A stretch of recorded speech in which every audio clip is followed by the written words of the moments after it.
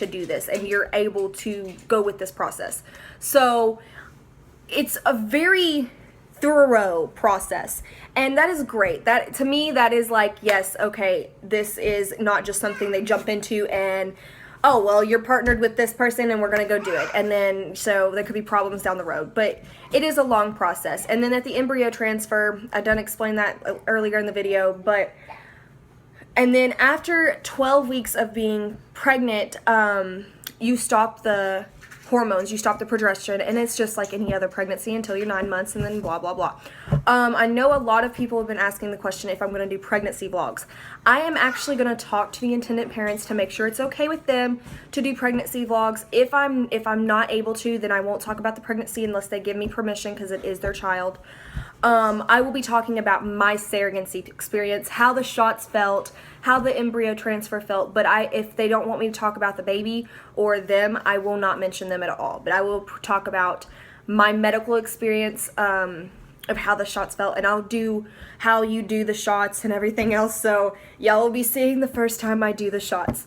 So I'll probably be a big baby, but we can do this. Another question is, when you have the baby, will they let you see the baby when you want to?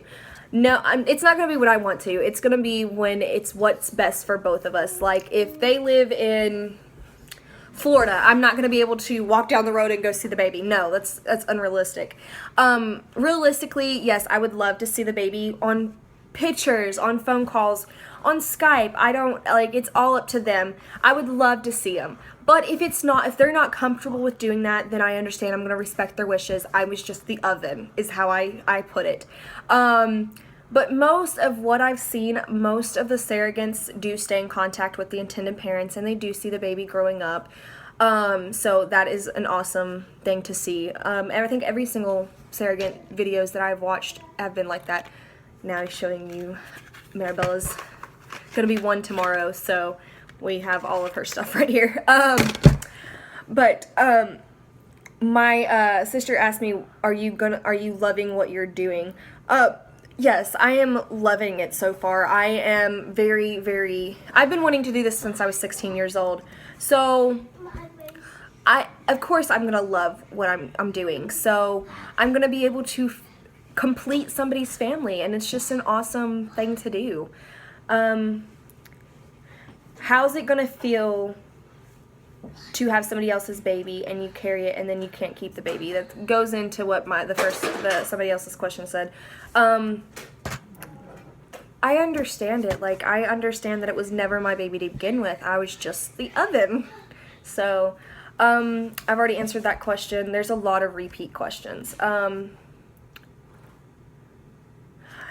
Okay, with the expensive of who pays what, the intended parents pays for all the medical stuff. So, like, if it has anything to do with the baby, the pregnancy, like if I get sick, if I have extreme morning sickness, then the intended parents pay for it. Same with the labor delivery, the intended parents pay for it. Well, their insurance pays for it, of course.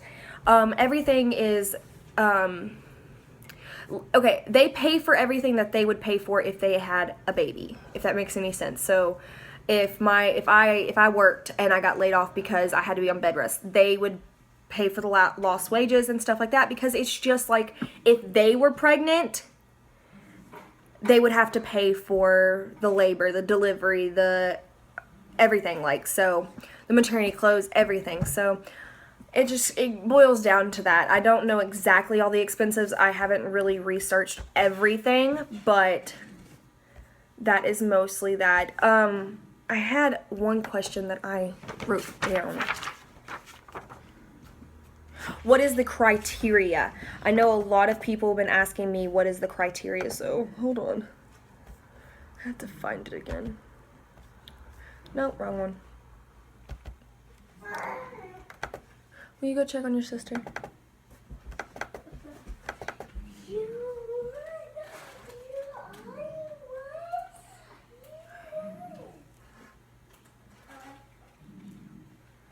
Okay, the criteria is you have to be in the United States, you have to be 21 to 40, be healthy overall, that's a giveaway. Your BMI has to be 33 or below. You have to be at least pregnant once and be raising that child. Have to experience a healthy pregnancy and delivery, which means no complications. Have a strong support system. Never committed crime. Be willing to take medicines via injection. Not smoking, no illegal drugs, of course. Be able to refrain from alcohol. Keep caffeine to a minimal when you're pregnant. Do not have any STDs or STIs. Have reliable transportation and enjoy being pregnant and motivated to wish to help others create or add to their family. So that is that. If anybody else has any more questions, just leave them down below and I will answer them as much as I can. But I will let y'all know how everything goes. I have my PAP scheduled this September 1st, and I have my psych eval September 7th, so I will absolutely update y'all on that, and I will update on intended parents. The intended parents that I did like a lot, they actually do not want to work with anybody outside of their areas, so, which is understandable. I mean, if they lived in Timbuktu, they would be having a hard time coming to me all the time, so to visit and go to the doctor's appointments, so I understand that. That is completely understandable. So, I'm still working on finding intended parents, but I have very, very good positive thoughts. So just I will keep everybody updated, and I hope you enjoyed this video. Bye guys.